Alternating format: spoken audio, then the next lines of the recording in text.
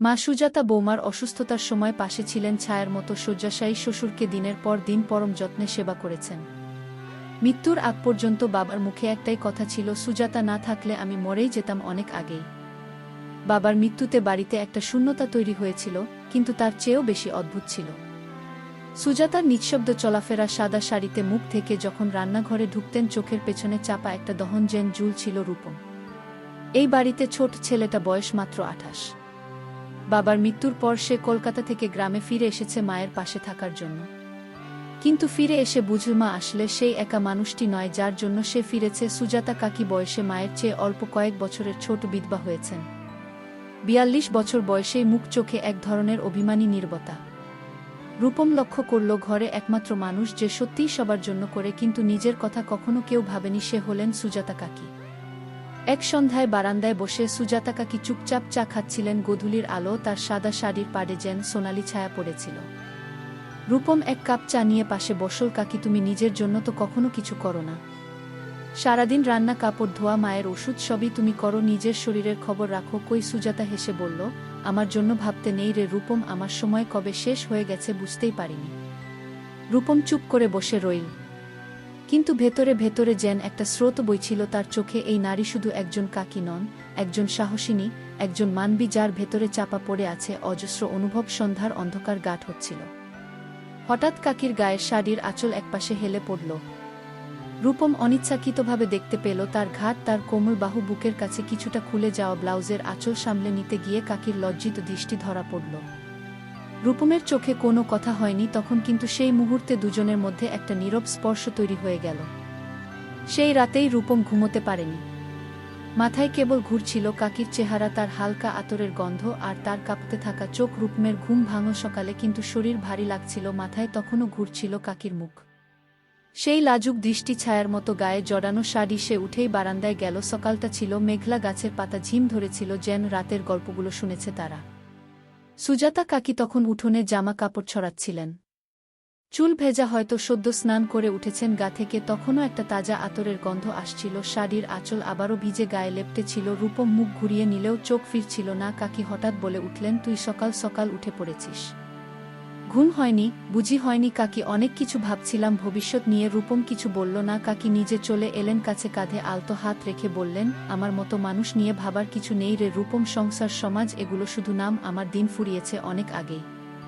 রূপম হঠাৎ সাহস করে বলেই ফেল, তুমি নিজেকে এভাবে ছোট করে দেখো না কাকি। আমি যত দিন যাচ্ছি তত বুঝছি তোমার মতো সংবেদনশীল মানুষ খুব কম আছে। আমি তোমায় অন্য চোখে দেখতে শুরু করেছি কাকি। সুজাতা কাকি চোট স্থির হয়ে গেল, চুপচাপ তাকিয়ে রইলেন রূপমের দিকে। তারপর ধীরে ধীরে বললেন, এই কথা যদি কারো কানে যায় রূপম, তুমি জানো না কি পরিণতি হবে। আমি ভয় পাই না কাকি, তুমি কি আমার চোখের চোখ রেখে বল তুমি কিছুই অনুভব করো না? দীর্ঘ নীরবতা। সুজাতা কাকির গাল লাল হয়ে উঠেছে, ঠোঁট কাঁপছে, চোখ নিচু। হঠাৎ তিনি ঘুরে দাঁড়িয়ে হাঁটতে লাগলেন ঘরের দিকে, কিন্তু রূপম তার হাত ধরে ফেল। প্লিজ কাকি, তুমি চাও না আমি তোমার পাশে থাকি? তুমি কি ভালোবাসা চাও না জীবনে আর একবার? সুজাতা এবার আর বাধা দিলেন না, চোখের কোণে জল। ধীরে ধীরে বললেন, আমি তো কখনো চাইনি রূপম, কিন্তু তোর স্পর্শে মনে হয় আমি আবার বাঁচতে চাই। রূপম তার গাল ছুঁয়ে দিল। কাকি চোখ বন্ধ করে ফেললেন। প্রথমবারের মতো দুটি মানুষ যাদের সমাজ একে অপরের জন্য ভাবতে নিষেধ করে, তারা একে অপরের মধ্যে আশ্রয় খুঁজে পেল।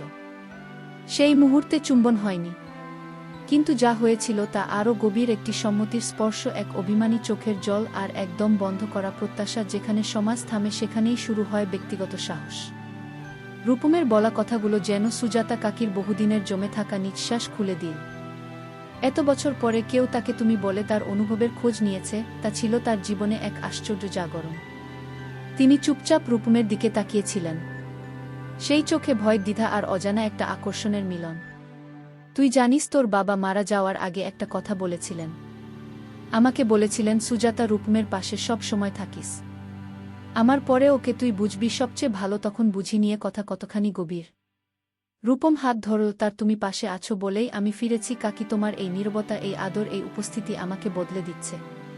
কাকির চোখ ঝোপসা হয়ে উঠল। হঠাৎ একটা হালকা বাতাস বইল, যেন তাদের মধ্যে থেকে সব বাধা সরিয়ে দিতে চায়। গাছের পাতায় সূর্য লুকোচুরি খেলছে, চারদিক নিস্তব্ধ। শুধু দুজন মানুষের হৃদয়স্পন্দনের মতো ধীরে ধীরে গড়ে উঠছে কিছু অবর্ণনীয়। সেই মুহূর্তে কাকি ধীরে ধীরে কাছে এগিয়ে এলেন।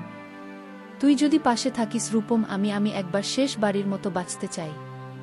রূপম তার গাল ছুঁয়ে দিল, চোখের কোণ দিয়ে নেমে পড়া অশ্রু মুছে দিয়ে বলল, তুমি বাঁচবে কাকি, আর আমি তোমার সেই শেষ ইচ্ছার প্রতিজ্ঞা রক্ষা করব। আগ মুহূর্ত পরে তারা একে অপরের দিকে হেলে পড়ল। শরীর ছুঁয়ে গেল শরীর, হৃদয়ের ভেতরে জমে থাকা শূন্যতা মিশে গেল নিঃশ্বাসে।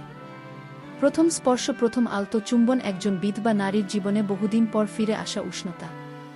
তারা কিছুক্ষণ একে অপরকে জড়িয়ে রইল, যেন ওই মুহূর্তে সময় থেমে গেছে।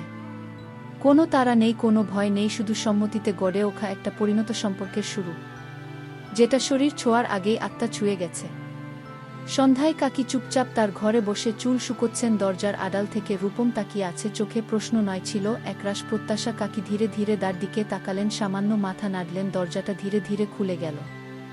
রাত্রি গভীর, ঘরটা নিস্তব্ধ, শুধু জানালার পর্দা বাতাসে কাঁপছে ধীরে ধীরে। রূপমসী প্রথমবার কাকির ঘরে প্রবেশ করল একজন পুরুষ হিসেবে, যার চোখে লজ্জা নেই, শুধু শ্রদ্ধা আর মুগ্ধতা।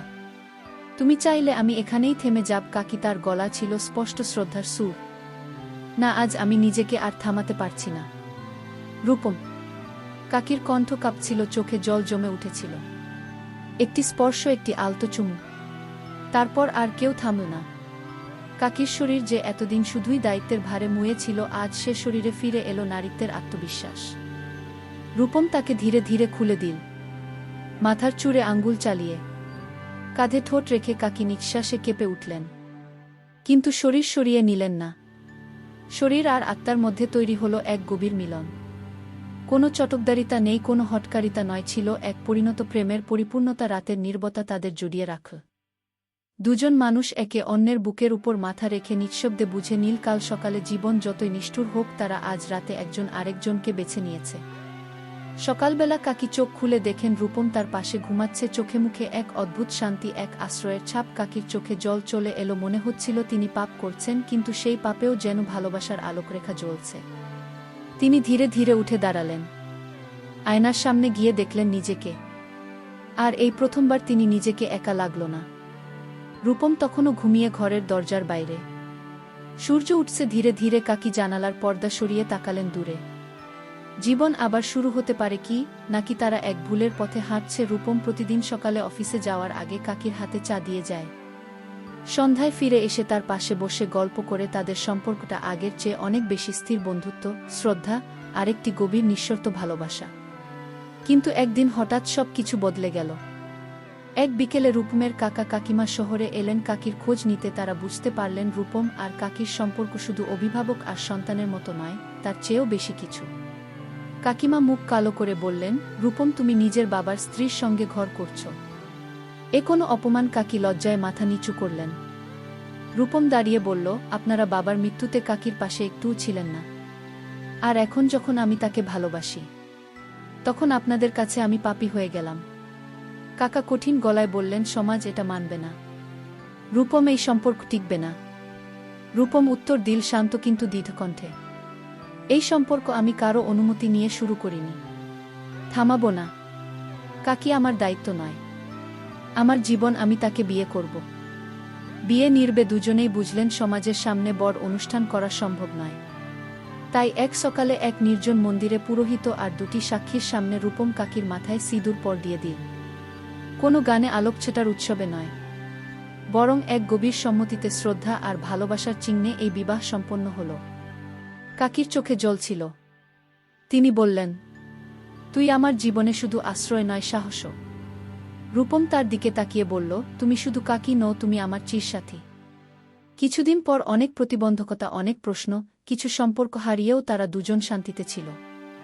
যেখানে সম্পর্ক শুরু হয়েছিল এক শেষ ইচ্ছার সূত্র ধরে, আজ সেটা পরিণতি পেল চিরন্তন বন্ধনে। ভালোবাসা যখন সম্মতিপূর্ণ, শ্রদ্ধাপূর্ণ আর আত্মিক হয়, তখন তা সমাজের তৈরি দেয়ালের চেয়েও শক্তিশালী হয়। বয়স, সম্পর্কের নাম, পরিচয়ের সংজ্ঞা সবকিছু ছাপিয়ে ভালোবাসা তখন নিজের পথ নিজেই গড়ে নেয়া।